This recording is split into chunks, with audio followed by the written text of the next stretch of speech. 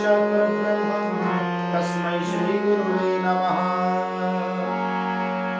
गंगातरंग रमणीयजटाकलापं गौरी निरन्तरं भूषितवामभागं नारायण प्रियमनङ्गमदापहारं वाराणसी सुरपतिं भविष्यनाथम्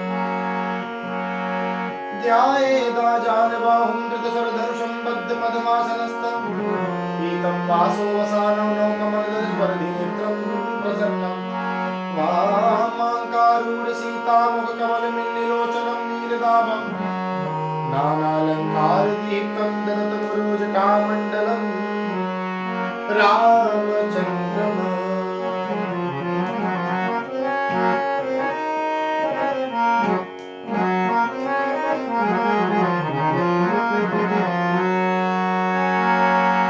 सच्चिदानन्दरूपाय विश्वोत्पत्त्यादिहेतवे तापत्रय विनाशाय श्रीकृष्णाय वयं नमः।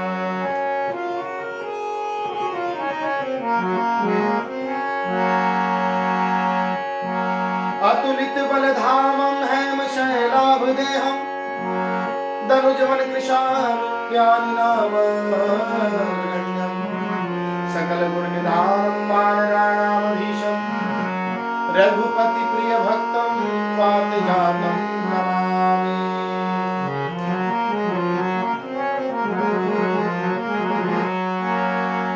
या देवी सर्वभूतेषु शक्तिरूपेण संस्थिता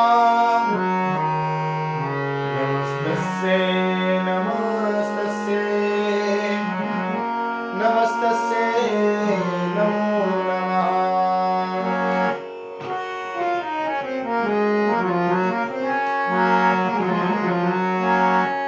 राम कथा के रसिक तुम भक्ति राशि मति धीर अब शुभ आसन कीजिए तेज पुंजवती धीर।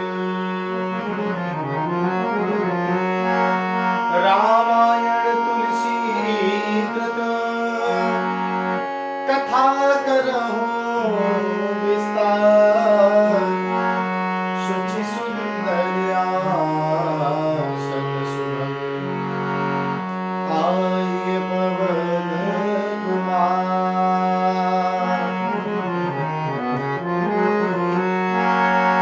तुलसियावर रामचंद्र भगवान की जय, पवन सुत हनुमान की जय, उमापति महादेव की जय।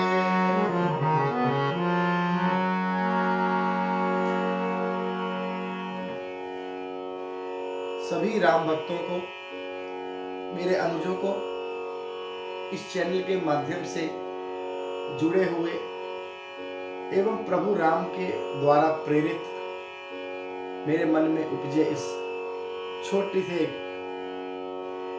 प्रयास को इतना बृहद रूप देने वाले आप सभी मेरे अग्रज, मेरे अनुज, माताएं एवं बहनें, सबको मेरा हृदय से जय श्री राम एवं हर हर महादेव। 26 तारीख को जैसा कि मैंने आपको वचन किया था कि जहां पे हमारा यह सब पाठ हो रहा है, जहां से मैं आप तक अपने विचार ये पहुंचा रहा हूं, मानस तीर्थ गौरी शंकर मंदिर उस स्थान का वार्षिकोत्सव था एवं उस स्थान में चल रहे प्रभु राम के ही कृपा से एवं हनुमान जी महाराज के सानिध्य एवं उनकी कृपा दृष्टि में ही गत 15 वर्षों से अखंड रामायण चरित्र का, रामचरितमानस का निरंतर पाठ चल रहा है, एक क्षण भी बिना रुके। 15 वर्ष पूर्ण होने के उपरांत वह पाठ हनुमान जी महाराज के संरक्षण में 16वें वर्ष में अपने प्रवेश कर चुका है और उसी के उपलक्ष्य में मैंने प्रातःकाल आपको 16वें वर्ष का प्रथम पाठ आपको दर्शन करवाया, पूर्ण आरती दिखाई शाम को मैंने आपको सुंदर कांड का एक एक प्रारंभ से लेकर पूर्ण आपको मैंने कार्यक्रम यहां से आपको अपने चैनल से लाइव दिखाया।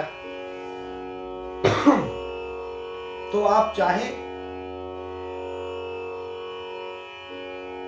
तो हम लोग हर प्रकार से इस पर चर्चा कर सकते हैं। जो यहाँ आना चाहे गौरी शंकर मंदिर, मानस तीर्थ, वजीरपुर, जे कॉलोनी, वो यहाँ पे आ भी सकते हैं। जो रामायण में सम्मिलित होना चाहे वह सम्मिलित हो सकते हैं। जो पाठ कराना चाहे वो पाठ करा सकते हैं अपना। तो सुंदर कांड हुआ, भजन हुआ। तत्पश्चात कल हम लोगों ने अपने कार्यक्रम में, अपने पिछले पाठ में हम लोगों ने 21 एवं 22 हम लोगों ने दोहा किया। आज हम उसको थोड़ा सा मैं आपको बताना चाहूंगा कि तुलसीदास जी ने सर्वप्रथम सकल कामनाहीन जे राम भगति रसलीन, नाम सुप्रेम पीयूष हृदय तिन्हु किए मन मीन। भगवान तुलसीदास जी, गोस्वामी तुलसीदास जी कह रहे हैं जो सब प्रकार के भोग और मोक्ष कामनाओं से रहित है, अर्थात जिसको मोक्ष की भी कामना ना हो। वास्तव में कामना रहित वही है जिसको कामना हो ना हो, किसी प्रकार की कामना ना हो। जो भगवान के दर्शन की यदि कामना हो तो विद्वानों को प्रणाम करते हुए मैं ये बात कहना चाहूंगा कि यदि हमें उनके दर्शन की भी कामना है मन में, तो वह कामना है। कहीं ना कहीं लोभ अच्छा भी होता है, लोभ बुरा भी होता है। एक लोभ होता है प्रभु के चरित्रों का बखान सुनने का लोभ, प्रभु की भक्ति करने का लोभ।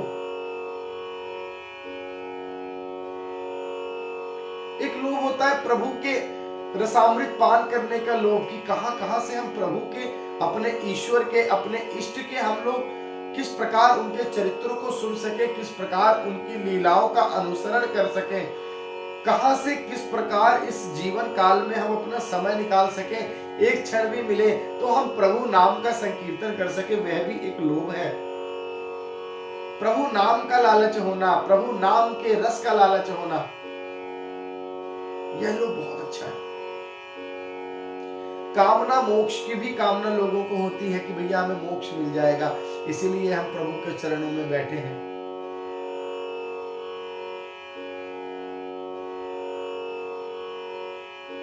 किंतु जो भक्त होगा, जो प्रभु के दर्शनों से ही केवल अपने आप को कृतार्थ समझेगा, उसको मोक्ष की भी कामना नहीं होगी। प्रभु मुझे तो मोक्ष आप दो ना दो मुझे मतलब नहीं, मुझे मोक्ष की भी कामना नहीं, आपकी भक्ति मिलती रहे बस, आपके दर्शन होते रहे बस। जब हृदय में स्मरण हो तो आपका साक्षात्कार मेरे हृदय में हो, आपका पूर्ण वह महा आनंद स्वरूप, पूर्ण आनंद स्वरूप, आनंददायक, कल्याणकारी, शीतलमय स्वरूप मेरी आंखों के सामने हो प्रभु। नयन बंद करूं तो आप दिखे, नयन खोलूं तो आप दिखे, यही कामना है प्रभु। तो सब प्रकार के भोग और मोक्ष की भी कामनाओं से रहित जो है, राम भक्ति के रस में जो लीन है, उन्होंने भी इस राम नाम के सुंदर प्रेम रूपी अमृत के सरोवर में अपने मन को मछली के समान बना रखा है। अमृत सरोवर में जैसे मछली निरंतर सरोवर का रसास्वादन करती रहती है, सरोवर के जल का रसास्वादन करती रहती है, उस अमृत सरोवर में उनका मन निरंतर निरंतर निरंतर लगा रहता है। चलते फिरते उठते बैठते राम नाम का वह परम पावन नाम उनके मन में, उनके हृदय में, उनके मुख में सदैव गुंजायमान रहता है। जिनके लिए क्षण भर भी इस नाम से अलग होना असंभव हो।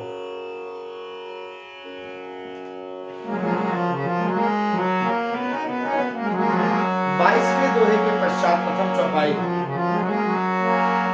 अगुण सगुण दुई ब्रह्म स्वरूपा, अकथय गाध अनादि अनूपा, मोरे मत बड़ नाम दुहूते, किए जहि जुग निज बस निज बोते। प्रौढ़ सुजन जनी जानहि जन की, कहु प्रतीति प्रीति रुचि मन की। एक दारुगत देखिए एको, पावक सम जुग ब्रह्म विवेको। उभय अगम जुग सुगम नाम ते, कहु नाम बड़ ब्रह्म राम ते। व्यापक एक ब्रह्म अविनाशी, सत चेतन घन आनंद राशि। अस प्रभु हृदय अछत अभिकारी, सकल जीव जग दीन दुखारी। नाम निरूपण नाम जतन ते, सो प्रगटत जिमि मोल रतन ते। 22वें दोहे के उपरांत प्रथम चौपाई। अगुण सगुण दुई ब्रह्म स्वरूपा, अकथ अगाध अनादि अनुपा। मोरे मत बड़ नाम दुहूते, किए जहि जुग निज बस निज बूते। निर्गुण और सगुण ब्रह्म के दो स्वरूप हैं। निर्गुण स्वरूप निराकार, गुणों से रहित। निर्गुण स्वरूप जिसका कोई स्वरूप ना हो, कोई आकार ना हो, जिसको आप, जो चराचर में व्याप्त हो, जो ना दिखकर भी आपके सम्मुख हो, जो हर श्वास श्वास में आपके विद्यमान हो, चर और अचर में विद्यमान हो, पंच महाभूतों के स्वरूप में विद्यमान हो। निर्गुण रूप और सगुण रूप हो गए। सगुण रूप हो गया जो प्रभु को इस रूप में ना जान पाए। प्रभु ने अपने इस विस्तार को, जो होने और ना होने में भी जो स्वरूप है, या इन दोनों के मध्य के बीच में भी जो बैठे हैं, उन्होंने अपने आप को एक रूप देकर आपको अपने दर्शन करवाए कि देखो, यदि तुम मुझे ऐसे ना जान सको तो विभिन्न विभिन्न रूपों में मैं आपको दर्शन देता हूँ। किसी भी एक रूप को, किसी भी एक राह को पकड़ लो, मैं उसी में प्रसन्न हो जाऊंगा। तुम मुझे कैसे जान सकते हो, मैं तुम्हारे लिए वैसा बन जाता हूं। वो हो गया सगुण रूप। जो ज्ञानी होगा उसको केवल निर्गुण रूप से मतलब है, उसको निर्गुणता से मतलब है, प्रभु के नाम से मतलब है, उसको सगुण रूप से मतलब नहीं। अगर हो तब भी अच्छा, ना हो तब भी अच्छा, क्योंकि वो उनके निर्गुण स्वरूप के बारे में उनको पूर्ण ज्ञान है। वो जानते हैं कि इस शरीर के बाद भी प्रभु हमारे सामने जो इस शारीरिक रूप में जो लीला कर रहे हैं, वो शरीर कभी उन्होंने लिया ही नहीं था, ना कभी वो कहीं आते हैं, ना वो कहीं जाते हैं, ना वो शरीर कभी छोड़ते हैं, ना कभी शरीर धारण करते हैं। ये तो एक लीला मात्र है प्रभु की मानव को बताने के लिए।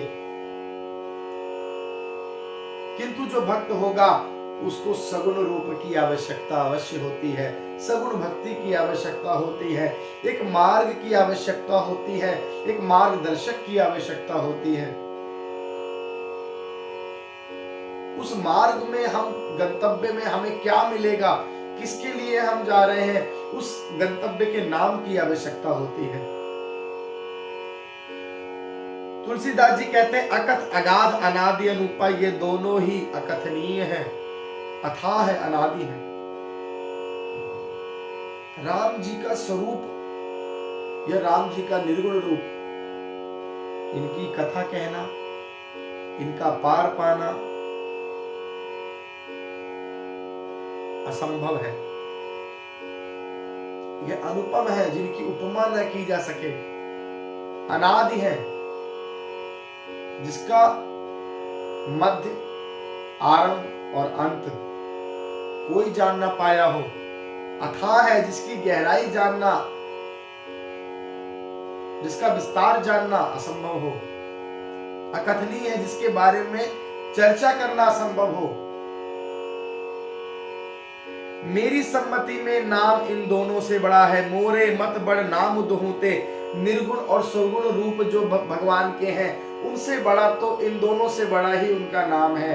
तुलसीदास जी ये कहते हैं, जिसने अपने बल से दोनों के वश में कर रखा है। यदि आप राम नाम का जाप करते हैं, केवल उनका नाम भी मुख से उच्चारण करते हैं, तो आपको वह सब प्राप्त होगा जो आपको इनके दर्शन करने से, चाहे वो सगुण रूप का दर्शन हो, चाहे वो निर्गुण रूप का दर्शन हो, चाहे वो निर्गुण रूप का हो या सगुण रूप का स्मरण करें, किंतु यदि आप राम नाम उच्चारण करते हैं, तो उच्चारण मात्र से ही आपको वह फल मिलेगा जो आपको दर्शनों से मिलेगा। इसलिए नाम को तुलसीदास जी ने अपनी सम्मति में बड़ा बताया है, दोनों स्वरूपों से परब्रह्म के।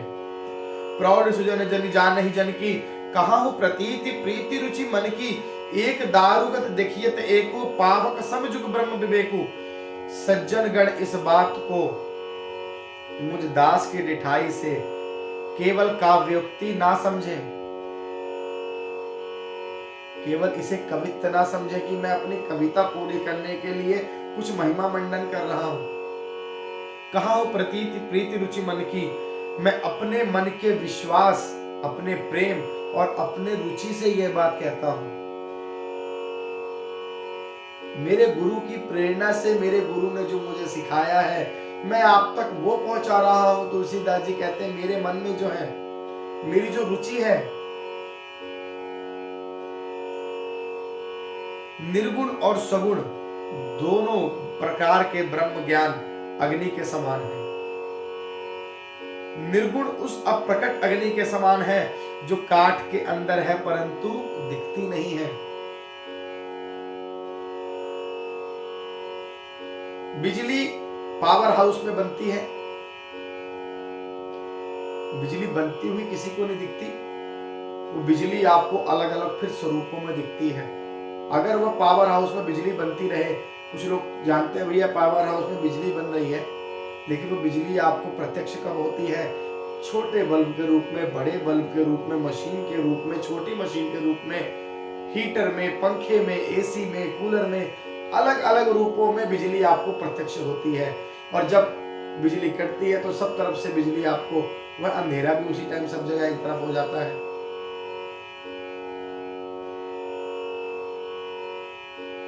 किंतु जब बिजली कटती है तो आपके घर की बिजली कटी है, मेन पावर हाउस से बिजली कभी नहीं कटती, उस एक पर्टिकुलर एरिया की लाइट कटती है।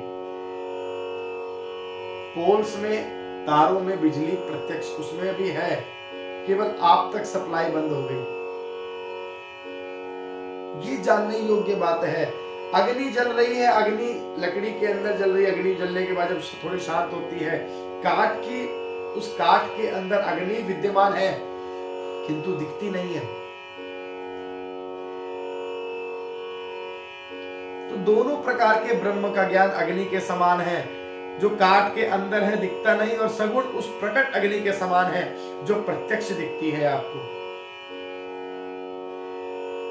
अर्थात उभय अगम जुग सुगम नामते, प्रकट और अप्रकट के भेद से भिन्नता मालूम होती है। इसी प्रकार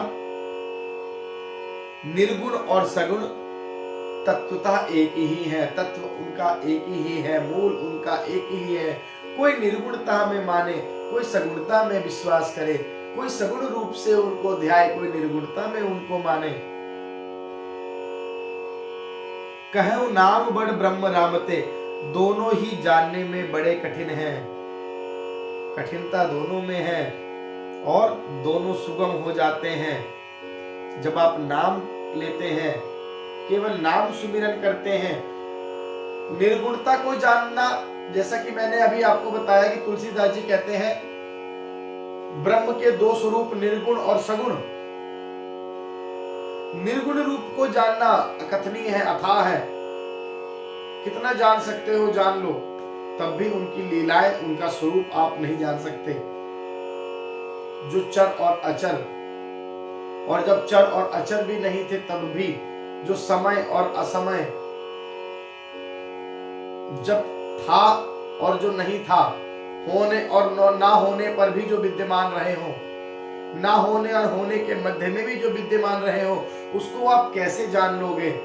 अरे जब आप जानने लायक नहीं थे वो तब भी थे, आप जानने लायक हो तब भी रहेंगे, और आप जब ना जानने और जानने दोनों के लायक नहीं रहोगे, अर्थात जब आपका यह शरीर ही नहीं रहेगा जिससे आप कुछ जानना चाह रहे हो, ये बुद्धि नहीं रहेगी, ये सोच ही नहीं रहेगी, तब भी वह निर्गुण रूप रहेगा। तो आप निर्गुण रूप और सगुण रूप की महिमा को आप अकथनीय, अवंदनीय, अथाह हर प्रकार से आप बोल सकते हैं। उनको पार पाना हर प्रकार से असंभव है, चाहे स्वरूप में हो, चाहे सगुण रूप में हो या निर्गुण रूप में हो। इसलिए तुलसीदास जी अपना मत आपको समझाते हुए कह रहे हैं कि केवल आप, यदि आप राम का नाम, यदि आप नाम उच्चारण कर लेंगे, नाम सिमर लेंगे आप केवल, उसी में ही आपका निर्गुण और सगुण दोनों की भक्ति का जो फल आपको मिलता है वो नाम सुमिरन से आपको मिल जाएगा। कलयुग केवल नाम आधारा, सुमिर सुमिर नर उतर नहीं पारा।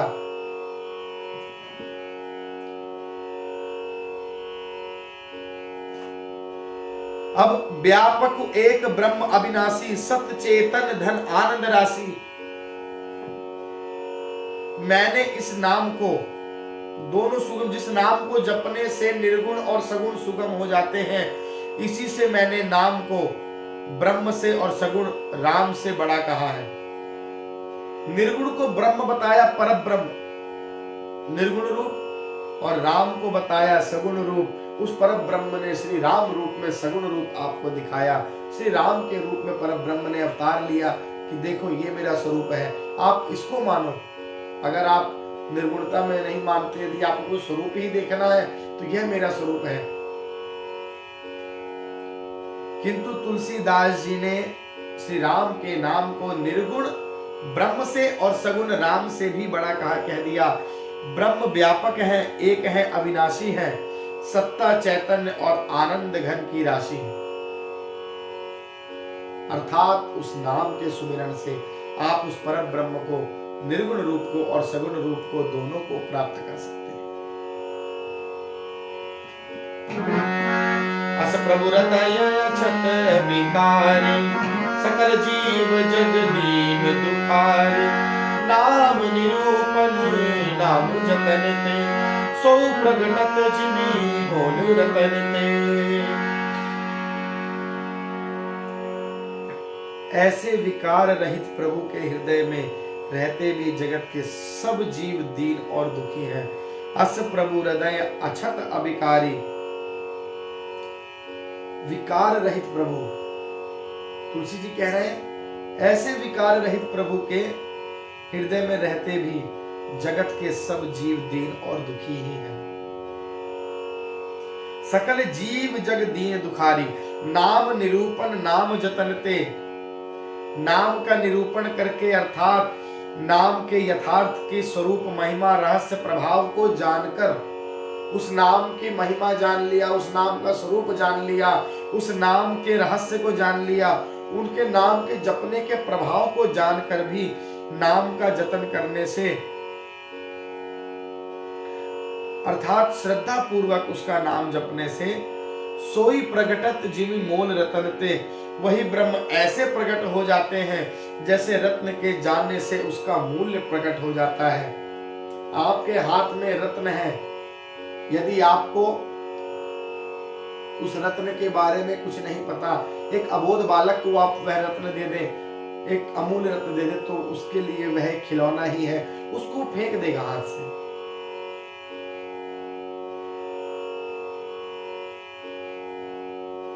और वही एक रत्न जानने वाले को आप वह रत्न दे दें जिसको उसका वह मूल्य पता है, अगर वो अमूल्य होगा तो वह निश्चय ही आपको और उसे छुपाने का ही उसका प्रयास करेगा। वह जानता है उसकी कीमत क्या है। रत्न जानने वाला उस रत्न की अमूल्यता को जानता है। इसी बात पर तुलसीदास जी कहते हैं, निर्गुण ते यही भांति बड़, नाम प्रभाव अपार। कहो नाम बड़ राम ते,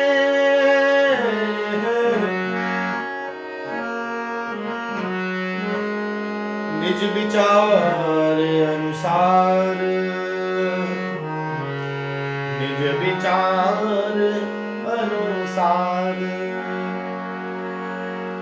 इसी प्रकार निर्गुण ते यही भांति बढ़। इस प्रकार निर्गुण से नाम का प्रभाव अत्यंत बड़ा है। कहु नाम बड़ राम ते निज विचार अनुसार। अब अपने विचार के अनुसार कहता हूं कि नाम सगुण राम से भी बड़ा है। साक्षात राम आपके सामने हो, किंतु राम के नाम में जो शक्ति है वह राम से बड़ी है, सगुण राम से बड़ी है। प्रभाव मनुष्य का नहीं होता, यदि वह प्रभावित होता है तो उसका नाम चलता है हर जगह। सिग्नेचर ही बहुत होते हैं, जगह जगह जाके बॉस नहीं बोलते फिरते कि भैया ये काम मैंने करना है, मुझे करना है, ये एप्लीकेशन मैंने दी है, इसको पास कर दो। एप्लीकेशन लिखी जाती है, एक साइन बहुत होता है, नाम बहुत है, साइन चला गया मतलब एक्सेप्टेड। वो साइन है। राम जी का नाम बहुत है। हर प्रकार के बंधनों से मुक्त करने वाला, हर प्रकार के लौकिक, दैविक, भौतिक, हर प्रकार के सुखों को देने वाला, दैहिक, दैविक, भौतिक, हर प्रकार के तापों को नाश करने वाला। जिस राम नाम के प्रभाव से हनुमान जी ने अपनी शक्तियों का स्मरण उनको हुआ।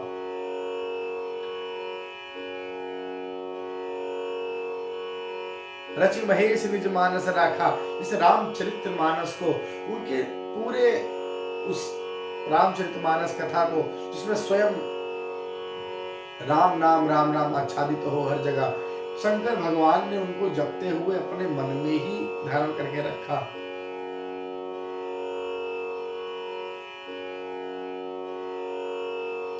सहस्त्र नाम ततुल्यम राम नाम वरानने। राम नाम का प्रभाव बहुत है, इसीलिए सगुण और निर्गुण भक्ति दोनों अपनी अपनी जगह श्रेष्ठ हैं। कुछ लोग सगुण भक्ति को मानते हैं, कुछ निर्गुण भक्ति को मानना स्वीकार करते हैं। भगवान ने दोनों के लिए व्यवस्थाएं स्थापित कर रखी है। जो उनको निर्गुणता से पाना चाहे निर्गुणता से पाए, जो उनको सगुण रूप में ध्यान देना चाहे, उनका स्मरण करना चाहे। प्रभु ने विभिन्न विभिन्न रूप, नाना भांति राम अवतारा, विभिन्न विभिन्न रूप धारण किए हैं, उनको सगुण रूप में ध्याए।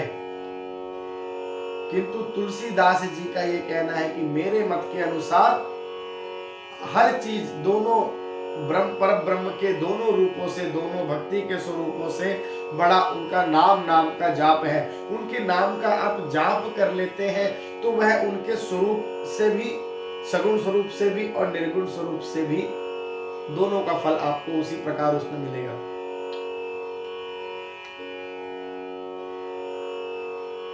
तो आज के लिए ये विशेष टॉपिक था, इसलिए आज हम एक ही दोहा करेंगे। इसको समझना बहुत आवश्यक है, सगुण और निर्गुण भक्ति। कल हम लोग पुनः आगे प्रारंभ करेंगे। 24वें दोहे के लिए प्रथम चौपाई कल हम प्रारंभ करते हैं। जय श्री राम, जय जय हनुमान, हर हर महादेव।